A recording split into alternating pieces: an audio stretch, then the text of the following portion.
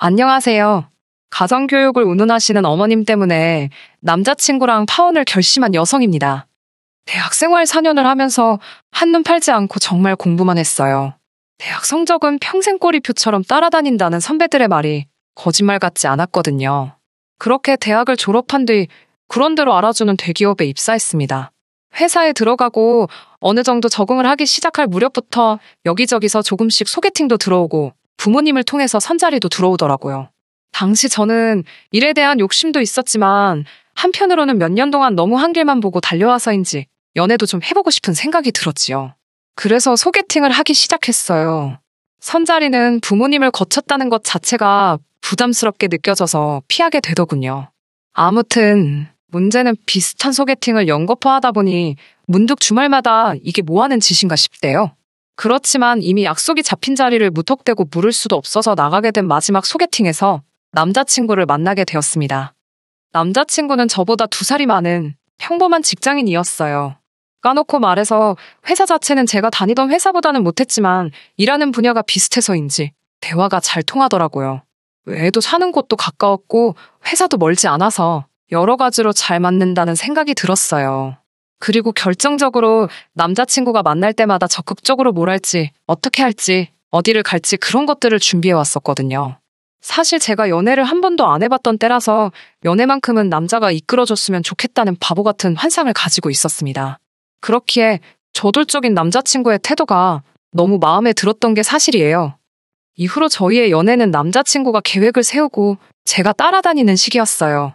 하지만 점점 시간이 지나니 단지 데이트뿐만 아니라 제 생활을 좌지우지하려는 낌새가 느껴지더군요. 그래서 사귄 지 반년쯤 되었을 때 헤어지자고 했습니다. 제가 연애만 안 해봐서 그렇지 다른 부분에 있어서는 주도적이고 독립적인 사람인데 언젠가부터 남자친구가 매사 감나라 대추나라 하니까 너무 스트레스였어요.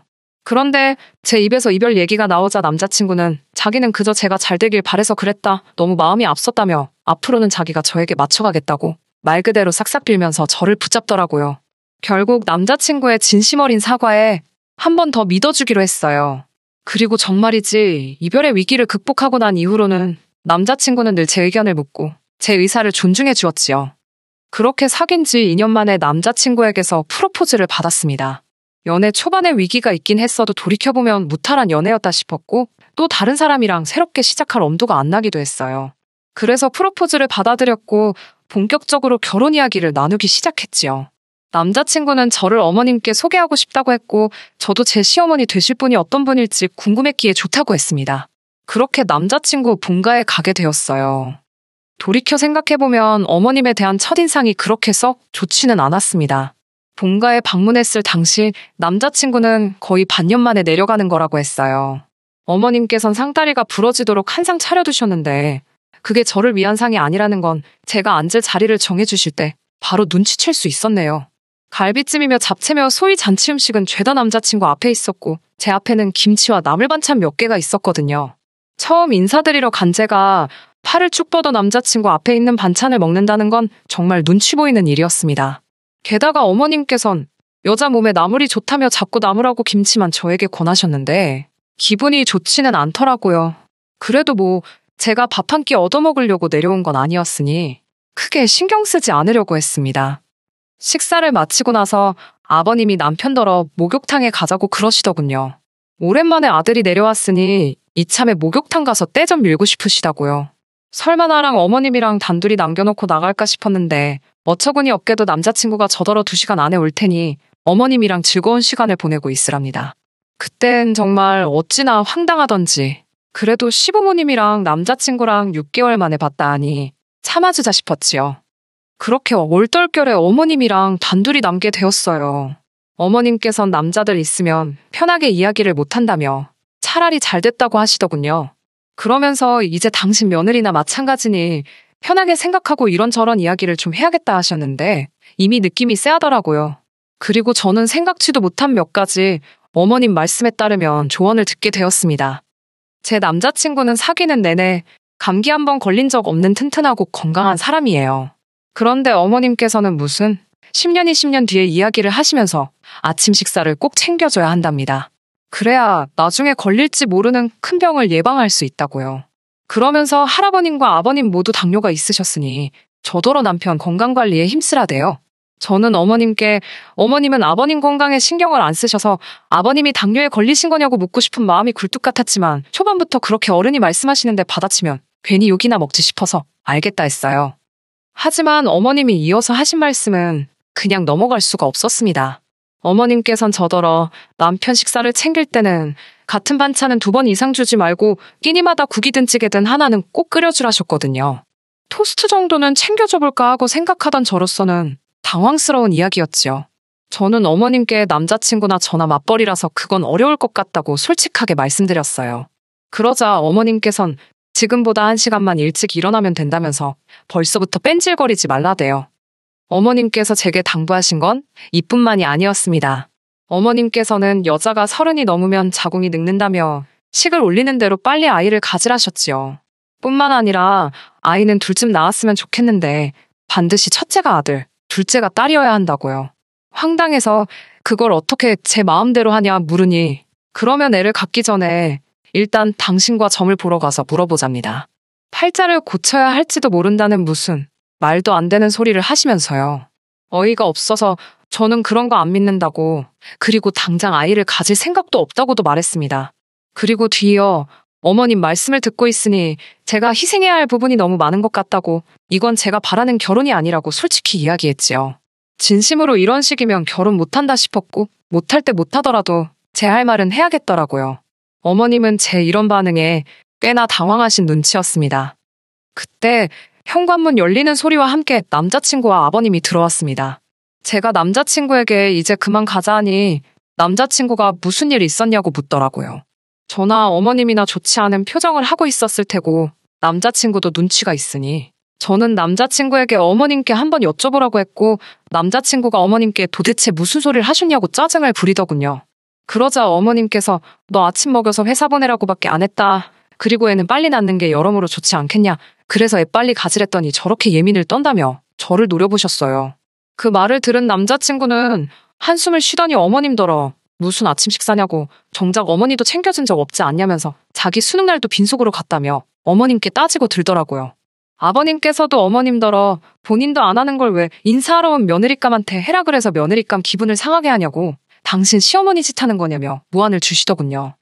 뿐만 아니라 남자친구는 임신에 관해서도 이야기를 했습니다.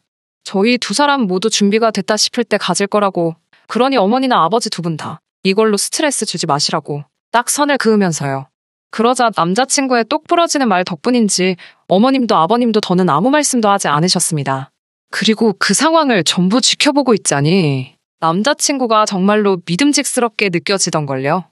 결혼식을 올리기 전 동거를 먼저 시작하게 된 건 양쪽 집안 어른들의 허락 아래서 이루어졌습니다. 상견례까지 무사히 마친 후 저희는 양쪽 부모님들의 도움을 받아 집을 알아보기 시작했었어요. 문제는 전세 매물이 많지 않다는 데 있었지요. 그러다 간신히 한 곳을 찾았습니다. 2년 전에 리모델링까지 마쳤다는 집은 크게 손볼 것 없이 바로 들어가서 살면 되겠다 싶을 정도로 깔끔했어요. 게다가 가전도 다 포함이라서 이제 막 시작하는 단계였던 저희에겐 정말 딱이다 싶었지요. 하지만 전세가가 다른 주변 시세보다 저렴했기에 언제 누가 먼저 계약을 하겠다나서도 이상할 게 없는 상황이었어요. 그런 와중에 남자친구가 자취를 하던 오피스텔도 계약 기간이 끝나가고 있었고, 게다가 양쪽 부모님들 전부 이제 식만 올리면 되는데 그게 무슨 큰 흠이 되겠냐며 여러 가지로 저희가 그 집을 계약하고 살림을 먼저 꾸리는 게 이상하긴커녕 오히려 자연스러운 상황이었습니다. 하지만 솔직히 적어도 제 마음은 편하지 않았어요. 제가 고리타분한 건지 식도 올리기 전에 살림을 먼저 차렸다는 사실이 영 마음에 걸리더라고요. 그래서 남자친구에게 늦어도 3달 안에는 꼭 식을 올리자 했습니다. 그런데 이 계획은 어머님 때문에 어그러졌습니다. 하긴 저희 부모님께서도 어머님 의견에 어느 정도 동의를 하셨으니 어머님만 탓할 건 못 되려나요. 문제가 된 건 결혼식 날짜였습니다. 하루는 어머님께서 용하다는 곳에서 날짜를 받아오셨다며 흰 봉투를 건네주셨습니다. 여러분이 결혼식하기 좋은 길일이라며 새 날짜가 적혀 있었는데 제일 빠른 날짜도 앞으로 반년은 더 있어야 하더군요. 게다가 어머님이 덧붙이시기를 다른 날 결혼하면 저희 결혼 생활에 부정이 탄다대요. 저는 원래 종교도 미신도 안 믿는 사람이지만 막상 그런 말을 들으니 어찌나 찝찝하던지 결국 어쩌면 좋을지 저희 부모님과 상의를 했어요. 저희 부모님께서는 저와 마찬가지로 난처하고 불편한 기색을 보이셨고요. 하지만 결국 저희 부모님께서도 어차피 하기로 한 결혼인데 급할 게 뭐 있냐며 받아온 날짜에 하는 게 좋겠다 하셨습니다. 시당초 식장을 예약한 것도 청첩장이 나온 것도 아니었기에 사실 크게 문제될 건 없었습니다만 결혼 전 동거 기간이 길어지니 솔직히 기분이 좋지만은 않았어요. 그러다 이렇게 문제가 생기게 된 건 같이 살기 시작한 지 3개월쯤 되었을 무렵이에요. 어머님께서 연락도 없이 저희 집을 방문하셨습니다. 이렇게 표현하면 좀 그렇지만 처음 당하는 일도 아닌데 기분은 좋지 않았어요. 전화 한 통만 먼저 주시면 되는데 제가 못 오게 할 것도 아닌데 꼭 무슨 기습공격이라도 하시듯이 갑자기 나타나셨거든요. 심지어 지난번에는 뭐 하시냐 연락드리니 시내 병원 간다 하셔놓고 저희 집에 오신 적도 있으세요. 그러면서 저더러 하시는 소리가 남자친구가 출근한 사이에 뭔 짓을 하려고 당신한테까지 전화를 해서 염탐을 하느냐입니다. 농담처럼 말씀하셔서 저도 능글맞게 넘어가긴 했지만 나를 뭘로 보고 저런 말씀을 하시나 싶어 한마디로 기분이 다 더럽더라니까요. 그날도 무턱대고 오셔서는 그렇게 저희 집 구석구석을 살피기 시작하셨습니다.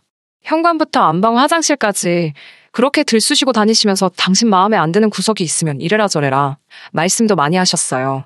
솔직히 듣기 좋은 꽃노래도 한두 번이지 말로만 다 저랑 남자친구랑 잘 살려고 그러는 거라 하시면서 트집을 잡아대시니 어떤 며느리가 좋다 하겠어요? 그러다 어머님께서 저희 냉장고를 열어보셨습니다.